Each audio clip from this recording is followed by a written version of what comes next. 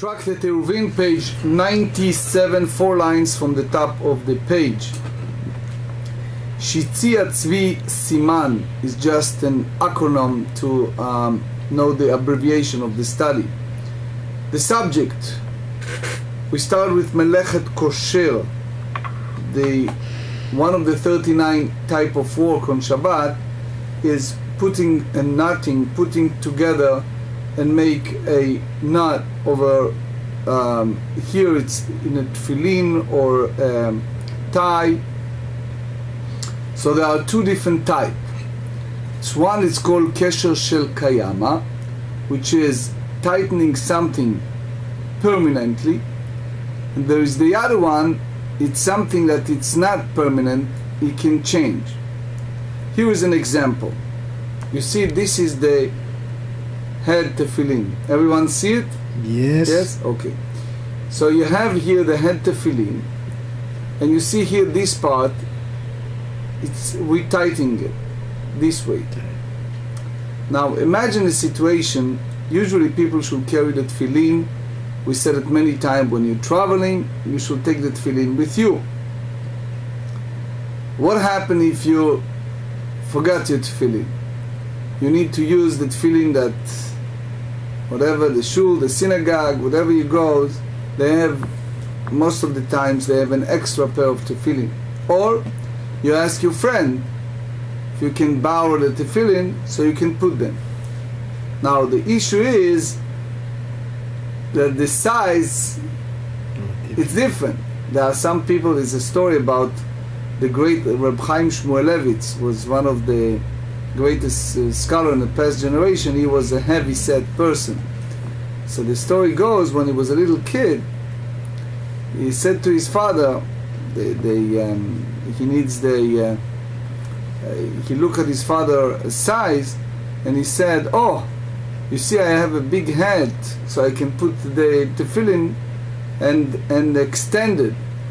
And his father jokingly said, "Fat head, not necessarily a big head." But the idea here is, when you need to use a tefillin of someone else, and when you're using the tefillin of someone else, many times, I don't want to say all the times, but many times, you need to open it and retighten it so it fits you. Either it's too small or too big. So it's a question that they asked the great rabbi by the name of the Avnei Nezer, is the one who wrote the book called Avnei Nezer. And they asked him about changing the tefillin. If, for example, if I'll go and somehow I forgot my tefillin and I borrow from David, from Elliot, from Gil, from other people, and now all of a sudden it's too small for me, so I need to open it and retighten it. So they ask him that question, and they Avnei Nezer have an issue with that, because the key point is, it's called Kesher Shel Kayama, which means it has to be a tightening in a way that it's permanent. That's the way you wear it. So he said that in a situation like that, it's not considering Kesher Kayama. He is like strict in that. He's very stringent. And he said in Orach Chaim Kuf Pei Gimel 183, he said that you can't do that. So, but he is the one individual that hold that way. Usually what we do is we just change and bring it back and put it back to the size of the person who is using it. Now, the question is, when it happens on Shabbat, such as you need to have your tie, you need to, we discussed tefillin, so what do you do with Melechet Kosher, with the tightening when it's Shabbat? So far we understand the Mishnah. They speak about tefillin, that this part, the stripes, are not tightening. So if it's not tightening, so regardless if it's old or new, it's an issue that you take it like that. So now it's open, it's in public, and you need to carry it, but how you carry it if it's not tightening, how you put it on yourself, like you're wearing some clothing, right? So how you do that if it's open? So now they said v'hashta the Tani, 4 lines from the top of the page. Rather the Tani avur the Shmuel bar Rav Yitzchak elu hen yeshanot. He explained, Rav Shmuel bar Yitzchak explained what is the definition of the word yeshanot, all tefillin. So he said kol sheyesh bahem retzuot u'tzuotem mekusharot, as long as they have stripes and the stripe have a kesher, a tie. It looks like yud. You see it? Yes. Okay. So if you have yud here and you have yud in the hand tefillin, okay, this is the hand tefillin. You have here, you see the yud? Yes. Everyone? Okay. So if you have this yud, and here it's not so much yud, it's more to dalet. But the point is shin and dalet and yud, which is one of the name of Hashem. So you have the shin, the dalet, and the yud. So that's the name of Hashem. So that's called chadashot. Now, chadashot means not necessarily the way we understand yesterday, a day before yesterday, that it's brand new. Here we meant to say yesh bahen retzuot velo mekusharot וכולי עלמא לא טרח אינש. So he sees a tefillin, and the tefillin are basically over there, looks like ownerless, but, or someone forgot them, but they do not have those knot in a tefillin, it's just open. So we discussed yesterday situation in amulet. In those days they created an amulet which was not tefillin, but they make it looks like tefillin for people to wear. So they said in this type of tefillin, when you see that it's not tightening, people don't do that. People don't usually, it's very rare, do not create such an amulet that looks like tefillin but it's not tightening. So he said the reason that Rabbi Yehuda forbade a brand new tefillin, it's because he hold that it's not this type of situation that may be a amulet, and it's only because for a person, imagine if you walk in the street and you found those tefillin and they are open, so what do? So you need to wear them. Okay? But in order to wear them, you need to put the right size, the right size, not just the right size, you need to knot them. Yeah. You cannot. It's one of the 39 prohibition on Shabbat. So, and it's not just that, it's a biblical, it's from the Torah, that you cannot knot them. Yes. So it's melechet kosher, it's tightening. So, and what is kesher shel kayama? What is a permanent kesher? That if you put it and your mind is not to open it. Otherwise, it's not considering an open. So he said, how you can't, people don't do that. Rashi explained that it's a light knot, which means something that it's not tightening and not. Tosfot have a different way, but anyway, the big question here so far, yesterday we explained that Rabbi Eliezer hold that in a tzitzit, in the fringes, if they made in those stripes, so the question is if they made it as a part of the clothing, daily clothing or not. If you see that it's ptilim shzurim, if you see the tzitzit, the stripes, they're all putting together, so you understand that they already made for tzitzit. It's very rare, it's davar achok to see people wearing this for the purpose of beauty. Now, to have a tefillin made as a amulet, it's also something that it's rare, and we basically do not worry about it.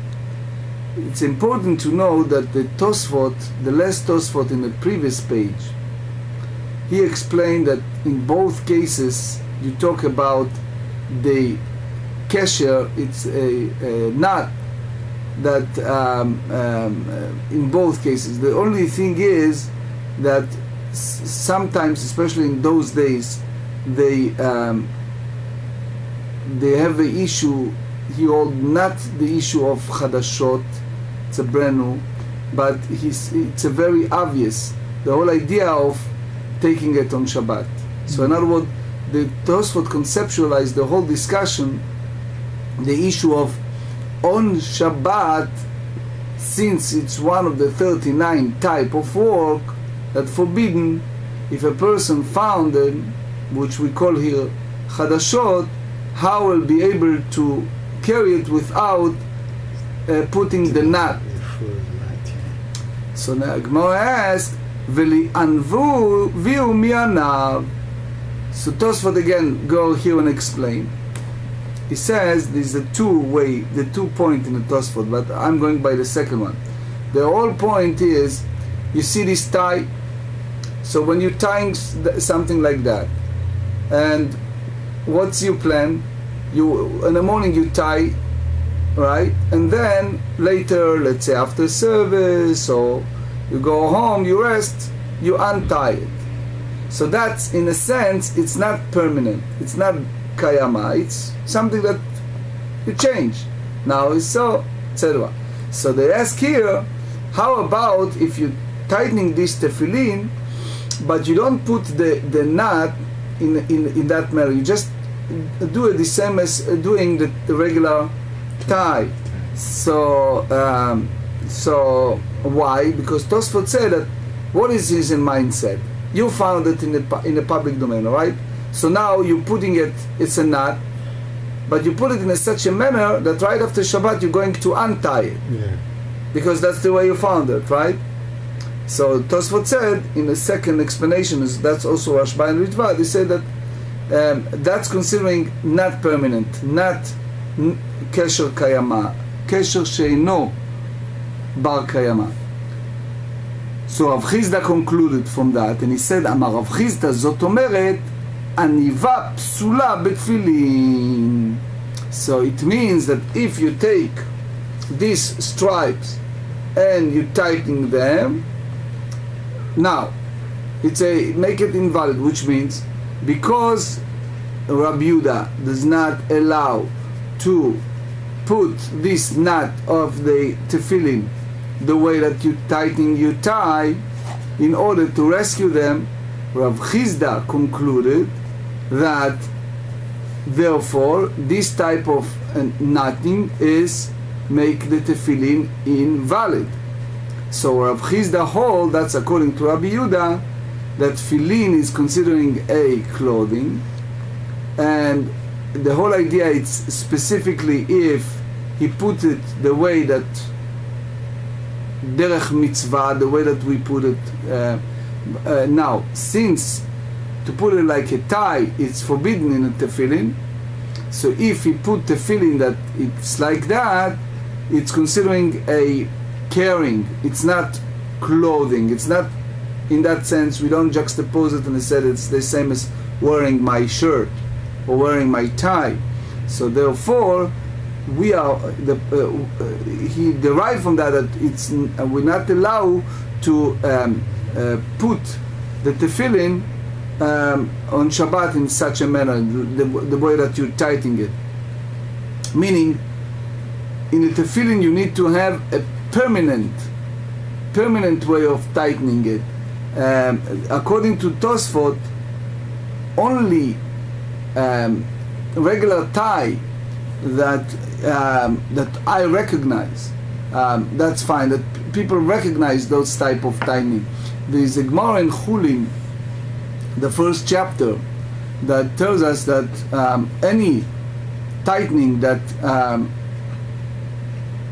it's permanent make it invalid. So here, that's basically what we said earlier. That's what the Avnei Nezer said in Orach Chaim in Kuf Pei Gimel. He said, and the Piskei Teshuvah brought this beautiful Avnei Nezer. He said that what happened if you forget your tefillin? Usually, like some people, some very scrupulous people, they are very strict to carry the tefillin every place they go. But imagine if you, for some reason, forgot your tefillin. So the Piskei Teshuvah bring the Avnei Nezer, and he said there's an issue because if you need to change the size, you need to change the tefillin. So what happened? This is my tefillin. They are, for example, too big for you, or too small. So what you need to do, you need to open and take out all my tightening, right, all my knotting, and put it and make a new one that fits your size. So the Avnei Nezer said, so what's going to happen? You're going to do it for just short prayer, and then you go back and again untie it and knot it again for my size. So my size, when I use it all the time, it's considering a permanent. The one that you put is just for that moment. So Avnei Nezer said you can't do that. But no one, I meant, that's not the practical halacha. His son, the Shem Shmuel, disagree with him, etc. It's all the Piskei Teshuvah brought it. So anyway, Abaye disagreed. And Abaye said, Abaye Amar, that tightening, it's okay the same as tightening the tefillin. Rabbi Yehuda letamei, but Rabbi Yehuda is stricter when it's come to tefillin that wasn't tightened in that way. The Amar, and he said in Tractate Shabbat, page 113, Aniva kshira me'alyata hi. He said that tightening like full pledge knot. Yes, a pledge knot. It's considering a total one, and it's forbidden the Torah and Shabbat the same as a regular tightening. That's the way that the Rashba and the Ritva understand. Now, the Gemara challenged that, and they said, Tamad da'aniva kshira me'alyatahi.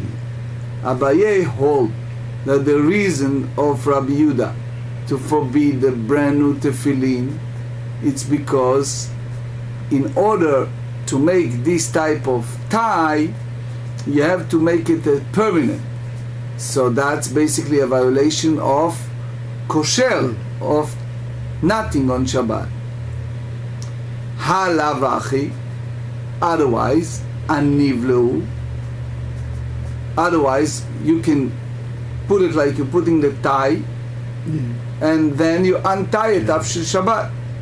ואמר רב יהודה ברי דרב שמואל בר שילת משמי דרב, קשר של תפילין הלכה למשה מסיני הוא.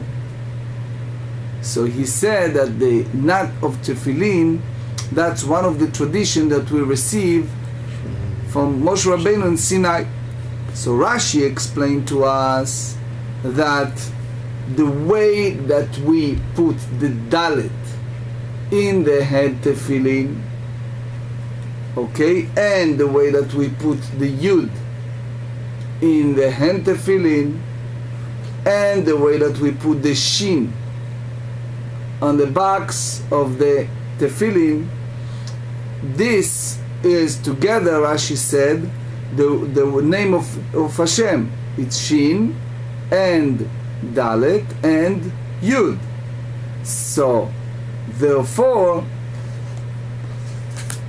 he asked, you tell me that a person can tie it the way that you're tying your regular tie. Wait a second. What we said, that is a tradition for Moshe Rabbeinu in Sinai to have it Shin and Dalet and Yud.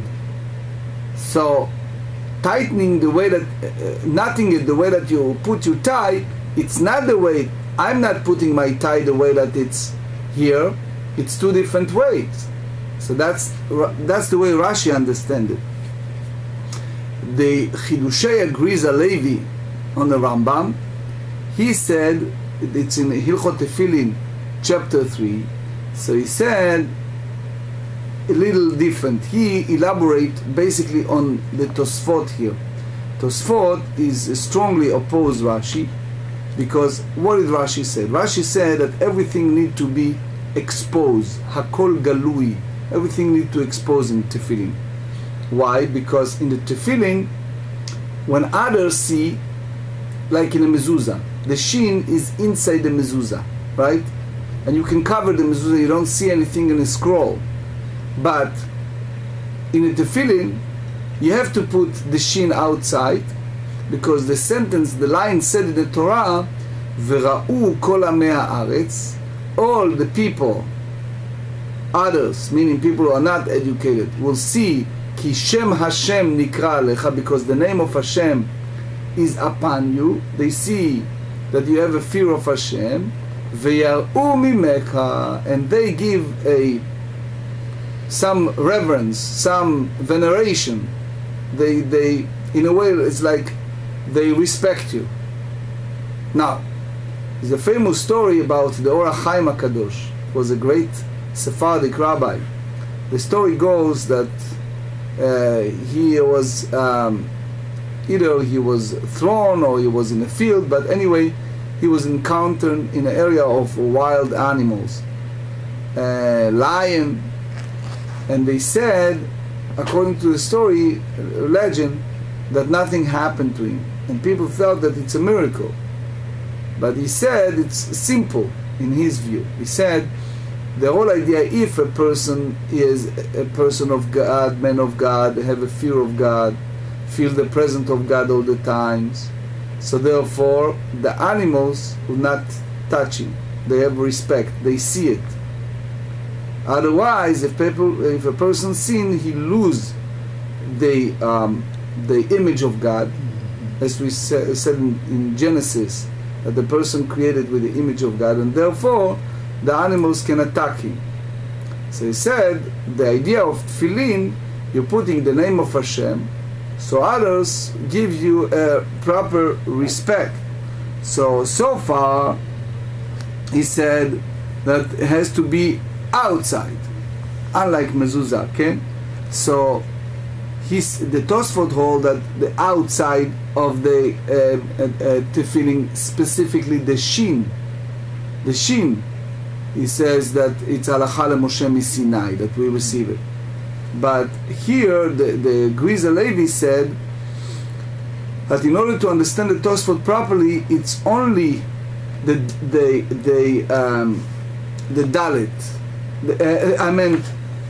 Only the shin. Sorry, only the shin, but the dalet and yud are not halacha leMoshe miSinai. So therefore, he said that's not applied to the knotting of the tefillin, but he said that the way that we tighten, the way that we knotting it, that's the point of halacha leMoshe miSinai. But not the way that we put those letters. So it means so Rav Nachman explained that the shin, they have to put it in each side of the tefillin. You see we have two shins here, one with the 4 and one with the 3, right? So you have to do it outside of the box of the tefillin, but not inside each of the 4 parshiot that we have inside. Right. Why?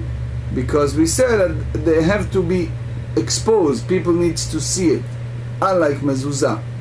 So now the Gemara responds and it said, "The aniv lehu ke'en kshira didhu." So the Gemara said that's referred to a case where one tie a bow similar in form to a permanent knot without actually tying a permanent knot. So therefore we understand the way that Abaye explained Rabbi Yehuda.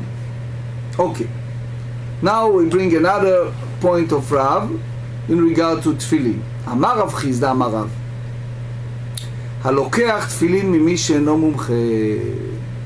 So someone collected many pairs of tefillin, but he take it from someone who's not an expert in halachot tefillin, and his idea is he is buying them in order to do what? Resell it. So what do you have to do? He needs to check that it's valid. That is valid. בודק 2 של יד ואחת של ראש, או 2 של ראש ואחת של יד. He has to check what? 2 pair of tefillin of the hand and 1 head, or the other way, 2 a head and 1 hand. So meaning altogether how many?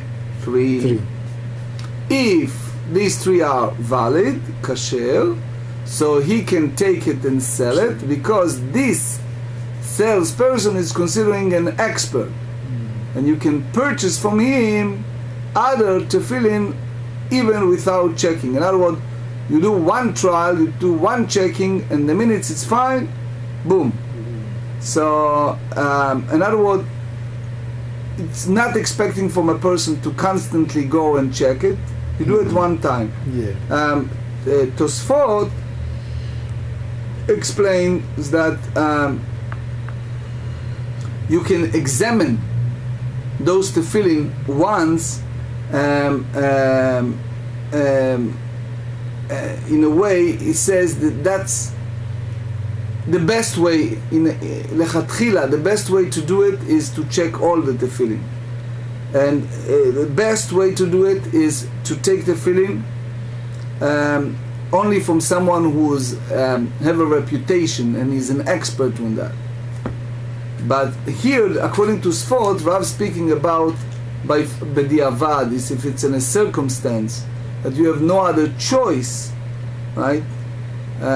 So then it's different. So you can use that term of using a three tefillin you check, and from that point you can go ahead and purchase from him. It's a sensitive subject because as the Tosfot tells us, and also Tosfot Rabbeinu Peretz said that it's preferable to go for someone who has the expertise and you're checking each time. That's the best way. I know in my family, when we get tefillin, we always buying it from one person, and before completion of payment we take in another person to check it, and if he check the tefillin inside, then we go back and ask him to put it together, knotting it, and then we complete the payment. But that's the Rav's idea here. The whole idea of checking some people that they are expert it's crucial. I know one case was many years ago. It was husband and wife that came, and they said that they went to a wedding, and she was standing there at the wedding, and she noticed that the newly bride has a ring, and she was standing there and looking deeply at the ring, and she realized that it's hers. How come? So that couple, not so young couple, they went to vacation to Europe, and they asked the neighbor to feed in the fish in their aquarium, in their apartment, the neighbor. Fine. So the neighbor feed the fish, and when they came back, they everything looks fine. But now, after they attend that wedding, a couple of months later, she went back to her drawer and she realized that that very expensive ring that she got from her husband is missing. So she and her husband went from one store to another to check if anybody, they described clearly the way that her ring looks like, and is anybody purchased from individual this type of ring. And it turns, after they made the entire small state of Israel, they found one place that they really, the guy said, yes, I bought it, and they said, do you have any truck? And luckily that guy has a recorded truck, and it turns, yes, he bought it from their neighbor. At that time he sold it to him, and he always take the Tudat Zehut identification. And it turns now a very complicated question looks like, because this new groom bought it from that guy and he paid for that, right? And he gave it to his newly bride while it was stolen. But the guy who bought it twice, right? The guy who bought it from the one who stole it, and the guy who bought it to give it to a newly wife, they all have a pure intent. They didn't realize that it's stolen. Yet there is a concept which is a different concept, not for today. It's called Yeush Shelo Midat, which means this couple, original couple that went to Europe, she didn't give up because she didn't realize that was stolen. So it's not that she gave up hope over that ring. She didn't even realize that was stolen from her. So the good news was that this guy, the person who purchased it and sold it, the trade person, he is keeping track, which means he is expert, and he says, I never buy anything from anyone without getting identification, know exactly who is the person and selling it properly. So back to our subject, when it's come to checking tefillin, it's preferable and advisable, the way that Tosfot said, to make sure that the guy is reliable, that he is check it well, and check each one of them. But he says, if you are in a circumstance you cannot do it, so go ahead, Rav said, and go by someone, you just check 3, and then you can go ahead and buy it, the rest of them, without checking. Manafshach. So the Gemara challenged that and said, Im echad gavra kazavin, if you tell me that the buyer purchased all the tefillin from one person, meaning that he acquired them from where? From someone else, like our story, right? Yeah. So they said, livdok or shalosh shel yad or shalosh shel rosh. He should check either 3 head tefillin or 3 hand tefillin. He said, but if this guy, he purchased the tefillin from 2 or 3 people, you see what happened with the ring, right? So they go, and it's a traveling process, right? So what's the problem? The problem, kol chad v'chad libay b'dika. So you have to check each and every one, right? Because why? Because you cannot say that one pair I check and it's fine, and it means that everything else is fine. Why? Because it's travel between different hands, different people. And the Gemara elaborates on that. They said, Le'olam, you must say, Mechad Gavra Zavin, which means you purchase from one person and it's enough to check only 3. Ube'indan demit machei b'shel yad u'b'shel rosh, which means you have to make sure that that fellow is an expert to prepare different pair of tefillin, the hand, the head. So you have to check each one of them in order to make sure that he's erudite, he's familiar with each and every type. So the Gemara asks, Ini, is that correct? V'hatane Rabba bar Shmuel בתפילין בודק 3 של יד ושל ראש. He said that you have to check 3 hand, head. מה אליו? או 3 של יד או 3 של ראש. You mean to say that you need to check 3 of head or 3 of hands, which means he needs to check just one from each one, and not three. So Gemara said, "Lo, shalosh mehen shel yad, mehen shel rosh." You need to check all together three. At least has to be one hand and one head, and the third one, it's makes no difference if it's hand or head. So now the Gemara asks, "Ve'atane Rav Kahana bitfilin bodek shtayim shel yad v'shel rosh." So they said, "Hamani Rabbi Damar bitrei zimnei v'chazaka." The Gemara asks, Rav Kahana learned in the Braita, when it's come to the tefillin, he needs to check two, one hand and one head. So why he asked to check three tefillin? So he said the idea is there's a Gemara in Yevamot, page 64. The Gemara said there is a controversy how many times it's considering chazakah. One opinion said that if you have some event that repeat itself three times, if you do something three times, it's already considering a permanent chazakah. So it's one opinion, Rabbi, he hold there that it's not three. You have twice, it's enough. It's according to Rabban Shimon ben Gamliel, right? But Rabbi hold that it's pamayim. So again, Rabban Shimon ben Gamliel said that three times you do something, it make it chazakah. Rabbi said that it's twice. So they said here he goes by the Rebbe. So again, for our discussion here, we need to know why it's three. So they said, Rabbi Eima Seifa, V'chen Batzevet Hasheni, V'chen Batzevet Hashlishi.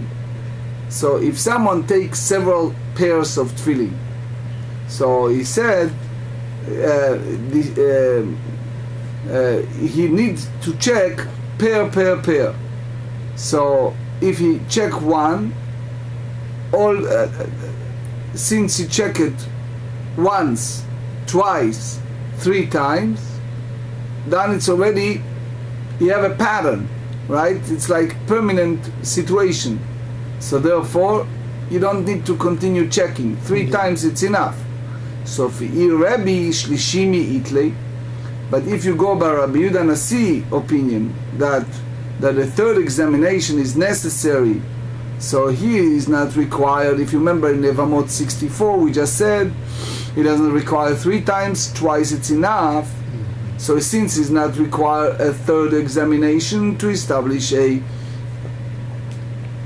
permanent status, so two bundles is suffice. So the Gemara said, "Modeh Rabbi bitzvatim demitrei tlata gavri zavin." Rabbi Yehuda Nasi concedes with regard to bundles, as one buy them from two or three different people. So since he is not purchasing all of them from one person, so you cannot assume that by checking one it appealed to others. So the Gemara asks, afilu revi'i namei v'afilu chamishi namei. So what's the difference between the third, the fourth, the fifth? You need to check each of them. So the Gemara said, yes, so v'had ktane shlishi. And the reason that we talk about three bundles, la'apukei mechazakei.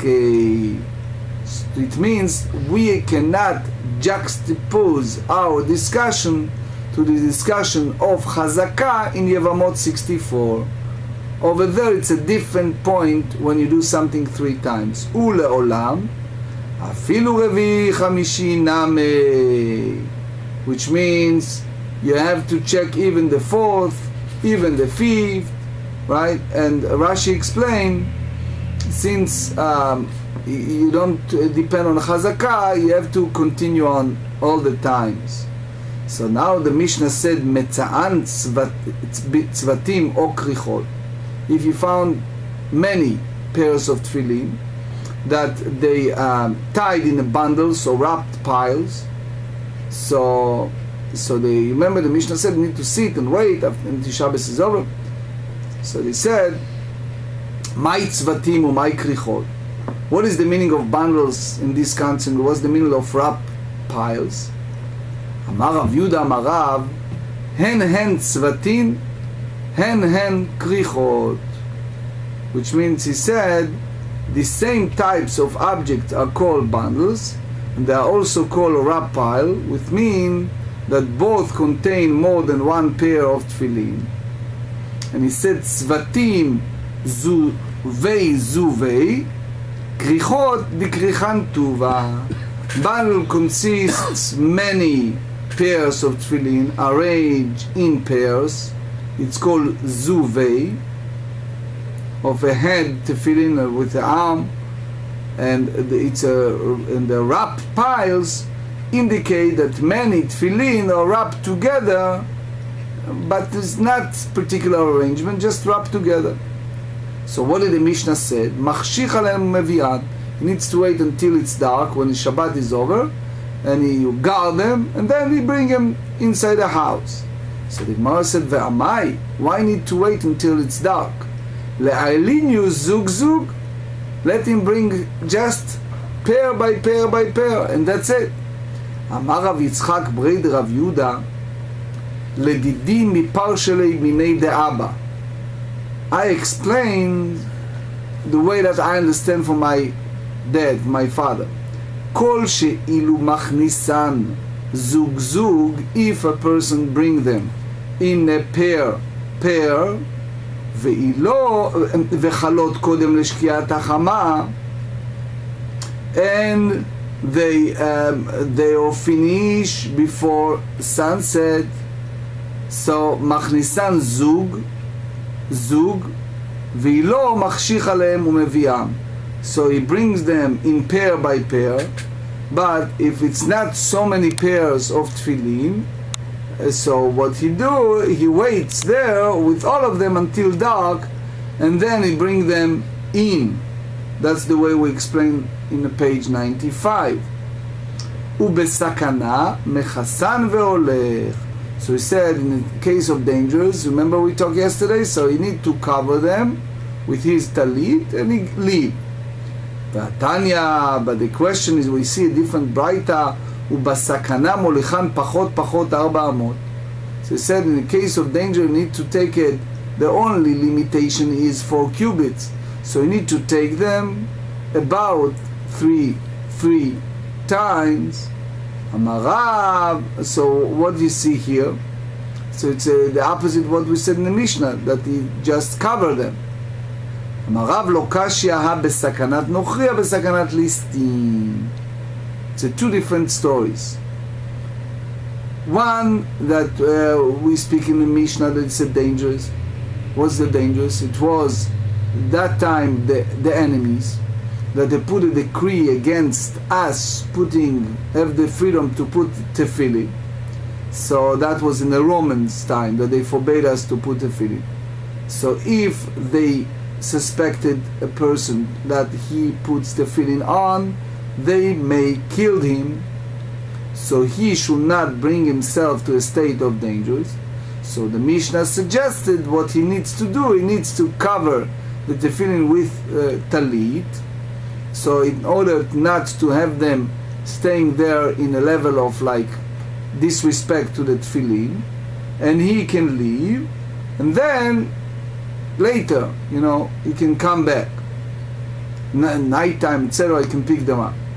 But he says, in our braita, in our discussion here, ha-besakanat listin, we have a fear, dangers of bandits, people who are like thieves, etc. Because if they found him, they may kill him, etc. And therefore they treated the tefillin in disrespectful. So it's a two different type of dangers. In the Mishnah, it's from the enemies. In the Braita, it's about people like bandits, people who can kill him and treat the tefillin in the most disrespectful way. We just turned the page 97b. Amar le Abaye, it's a big question who is Abaye here, because usually Abaye go with the Rava. But anyway, Amar le Abaye, 97b. Amar le Abaye b'mai ukimta lematnitin. What's the Mishnah speaking? Besakanat of dei gilulim. It was a time of idolaters that they put a decree that they're going to harm those people who put tefillin. So therefore, Eima Seifa, let's see the last clause of the Mishnah. He said, Rabbi Shimon Omer, if someone find many pairs of tefillin in a field on Shabbat, notna lachavero, v'chavero lachavero, you transfer it between one and his fellow to another fellow, etc., etc. So, if you speak about the dangers from those enemies, what type of advice Rabbi Shimon gives here? Kol sheken de'avshan milta. So now it's going to be a broadcast. It's going to publicize. So the Gemara said, no, chasure mechasra v'achiktane. It's like missing some words.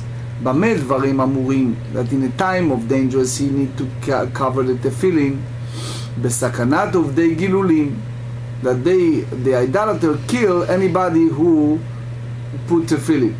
Aval besakanat listin, if he is afraid of bandits, molichan pachot me-400, he needs to carry them little less than 4 cubits, which means the last scenario, this is the situation where Rabbi Shimon disagree, and he said that it's better to rescue them by giving to his fellow, and his fellow to another fellow, etc., etc. Rabbi Shimon Omer notnan lechavero. Now he bringing the disputation between Rabbi Shimon and Tana Kama. So they said, b'maika mifligei, what is the foundation of their disputation? Mar savar pachot me-400 adif. One said that walking less than 4 cubits it's preferable. The amart notna lachavero v'chavero lachavero. If you tell me that they carry between several people, avsha milta de Shabbat. So the idea of desecration of Shabbat will be promulgated without necessary need for that. Umar Savar and Rabbi Shimon hold that by rescue them, notnan lachavero adif, that it's better to give to his fellow. The amart molichan pachot me-400, if you tell me that he rescued them by carry them less than 4 cubit, zimnin de lava da'ate. Sometimes his mind is not there. He's going to carry 4 cubit in the public domain, which is one of the type of work that forbidden on Shabbat. We study it in a tractate Shabbat, page 22. V'chen bno. So the Mishnah said that's apply also to his son, young son that is in the field. You need to take it to the house. No, my bayatam. What did he do with his son that is in the field? What exactly happened there? The Ritva said, the vei menashe tana sheyalato imo basadeh. That this is a situation that the baby was born while she was in a field, and for sure he cannot stay there. So the Ritva said that the Mishnah not speaking about situation that it's a life-threatening situation, because that is a pikuach nefesh. But the only that the air in the field it's not good for him, so they need to take it to the city. So and the key point is the Ritva explains that the minutes that people see that you're doing this type of thing on Shabbat, people who are not educated maybe belittle the value of Shabbat. So they said, Umay afilu en mea. What does that mean when they said the Mishnah that transferred between people even reach the 100? The afal gav the kashya le yeda. Even that it's hard for the baby that you carry it, like you see in the bris, right? You have the kvater and you have the first, the second, the third, the translate. Afilu ache adifa. Even though Rabbi Shimon hold that it's better than to carry the 4 cubits. So, because if they do that, they're not going to enter the domain of violation of Shabbat, because if he carry it by himself, he may be violated Shabbat, that is by the Torah prohibited. רבי יהודה אומר, נותן אדם חבית לחברו וחברו לחברו ומוליכה אפילו חוץ לתחום. So we learn in the Mishnah that Rabbi Yehuda said a person can take a barrel and transfer it to his fellow and fellow and fellow, etc., even exceeding more than Shabbat limit. So the Gemara asks, "Ve'leitli leRabbi Yehuda adetnan." We learned in the Mishnah in Tractate Beitzah, page 37, "Habema ve'akelim keraglei habe'alim." The Mishnah said that if you have vessels or animal, it's considering the same as the owner, which means you hold responsibility for them as well. So, in a sense, only the place that their owner walked to, we can hold that, we can accept that animal walks to. In other words, a person cannot exceed it more than Shabbat limit on Shabbat. So that's applied not only to himself, also to his animals. That's part of the statement the Torah said about Shabbat, that you are responsible for your animals as well. So even someone borrowed or took that animal or the vessels from his fellow doing festival, so now the person who borrowed it, he is considering for our discussion the owner. He cannot take them outside of the Shabbat limit of the original owner. Why? Because the limitation of that item, like the animal, like the vessel, it depends upon whom? The owner before Shabbat enter. Let's say if Gil owns this animal on Friday afternoon, and Yehuda took it from him, let's say later, Shabbat morning, whatever, or later, when it's already sunset. So we go by Gil, that is the original owner, and his Shabbat limitations, and not by Yehuda, the second person who took it, because that was the time that they put the Shabbat limit. That's the way Rashi explained. So now he said, Amar Reish Lakish, Reish Lakish responded, and he said, Mishum Levi Sava, the elder Levi, Hacha b'may askinan. Here we talk about what? B'me'aran mechavit lechavit. That one pours the water from one barrel to another barrel, so that only the water, rather than the barrel itself, is taken beyond the limit. Rabbi Yehuda letamei, and Rabbi Yehuda follow his usual reasoning.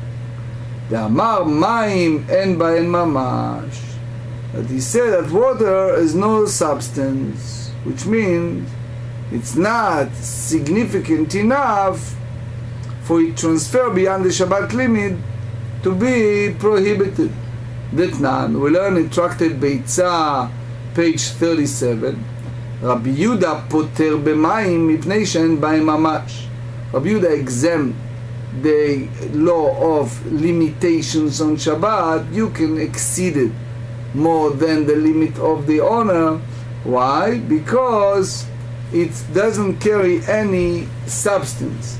So the Mishnah talk about a woman that she borrowed from her friend, from a neighbor, water or salt during the festival in order to prepare the dough, prepare the bread.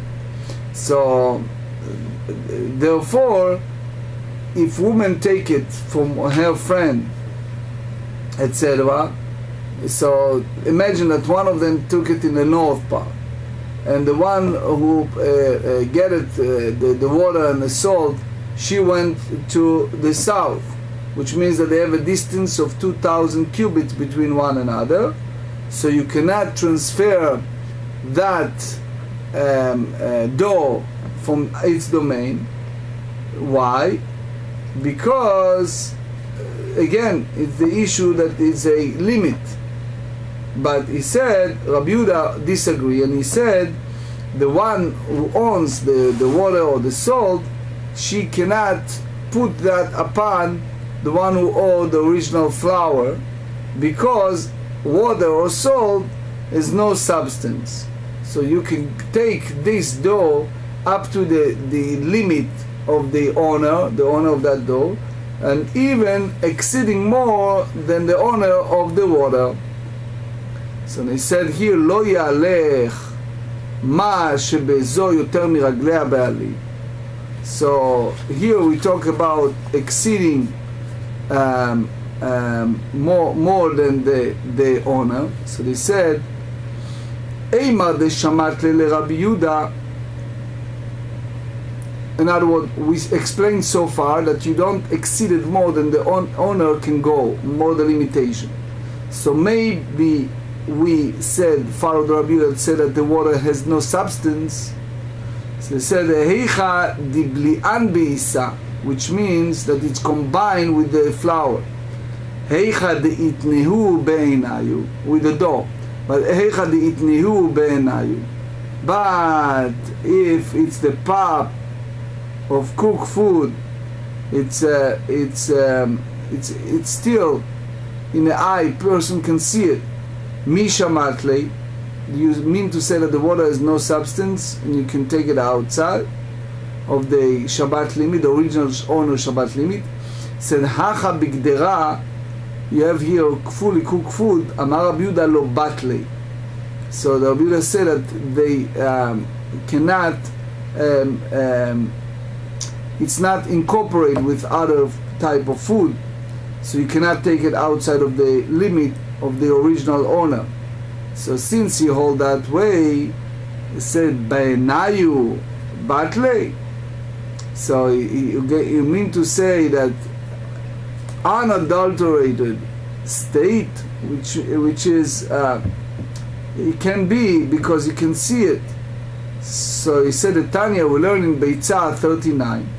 רבי יהודה אומר מים ומלח בטלים בעיסה ואין בטלים בגדרה מפני רוחבה.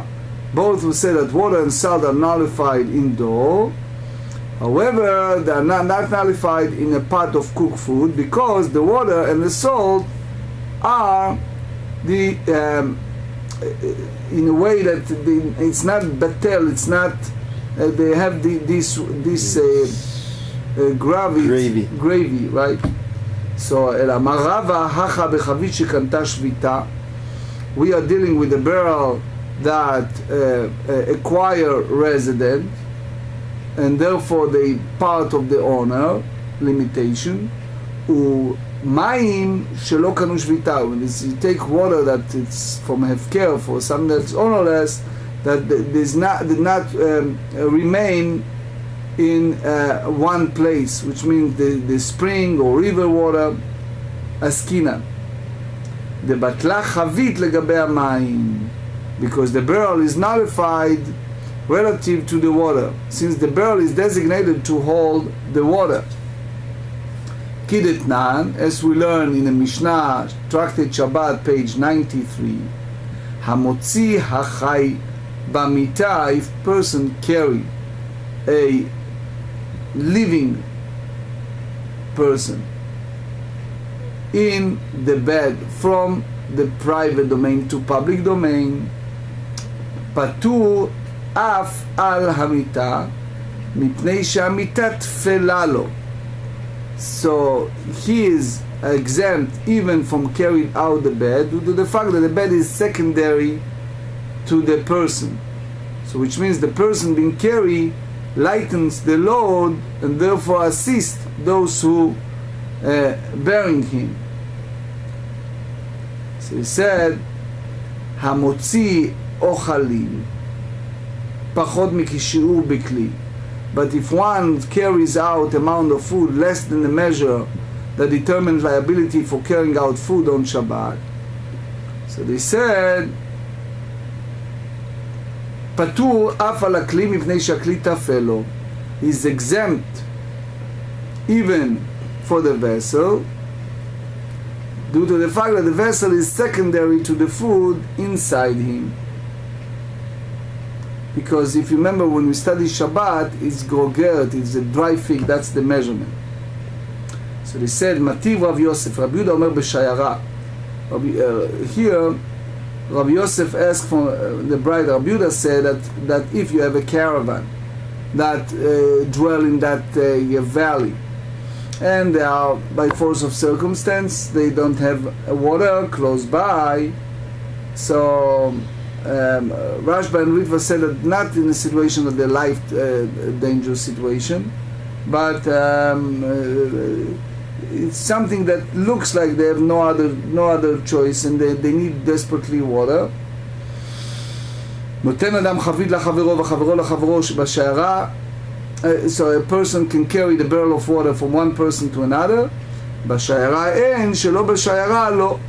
So that's apply when they are in a caravan. If not in a caravan, no, it's prohibited. Why? Because it's melacha on Shabbat, right? So in a way, the sages were lenient in the case of caravan when they have no water. Even it's, again, according to Rashba and Ritva, it's not issue of life-threatening situation. אלא אמר רב יוסף קטנן ומתניתין בשיירתנן. When the Mishnah speaks, they talk about caravan. אביי אמר בשיירה אפילו חבית שקנה שביתה ומים שקנו שביתה, שלא בשיירה חנית שקנתה שביתה ומים שלא קנו שביתה. Because the barrel is basically secondary to the water, and therefore they allow the owner to carry out of the Shabbat domain. Ravashi amar hacha bechavit dehefkir asken. We talk here about the ownerless barrel. Umayim dehefkir asken still apply to the ownerless of water. So it means Ritva said that they came from, they dwell from the place that it's ownerless. And it's not limited to a certain domain. Uman amru lo. So what does that mean? The one who said to him, it means, said to Rabbi Yehuda Nasi, it means it's Rabbi Yochanan ben Nuri. The Amar, Rabbi Yochanan ben Nuri said in page 45, Cheftzei Hefker konim shvita, ownerless object acquire residence, where they are located when Shabbat began. Umay lo te'alech zu yoter meragli ha'balim. What does that mean when we said the barrel should not go further the feet of its owner may go? Lo yalchu elu. This will not go further, which means the barrel in the water. Yoter mikelim sheyesh lahem ba'alim. The barrel in the water may not go further than vessels that have owners, which means they may not move beyond their limit. First halacha is the famous Rambam Ilchot Tfilin uMezuzah v'Sefer Torah chapter 2, and also Shulchan Aruch or Achaim 39. One who buys tefillin from a person who has not been established as an expert must examine them. If he checks 3 tefillin of the head and the arm and found them to be valid, all the other tefillin are presumed to be valid as well. If he bought them in bundles, he must examine each and every bundle as Rav said. Now, also, Kol she'ilu machnisan zug zug, Rambam, Hilchot Shabbat chapter 19, if one binds a large pile of tefillin outside and is unable to bring them all in by the nightfall in pairs, he may not carry any of them, and instead he must wait alongside them and guard them until nightfall when Shabbat is over. That's also Shulchan Aruch or Chaim 309. Also, we talk about sakana, state of dangers. If it is dangerous to walk in public with tefillin on one's head due to, for example, bandits, one may carry them in such a way of carrying them in 4 cubits each and pass it to another person and pass it to another person, etc., etc., until they reach the point of a private domain. In this case, the halacha is not according to the first Tana, but the Beit Yosef said with the lenient opinion of Rabbi Shimon. The Rambam said in Chol Shabbat chapter 19, Shulchan Aruch Orach Chaim 301, and he said Rabbi Yehuda permits one to carry in this manner even for an optional purposes. And if you have the time, look at the Vilna Gaon on the Shulchan Aruch Orach Chaim 301.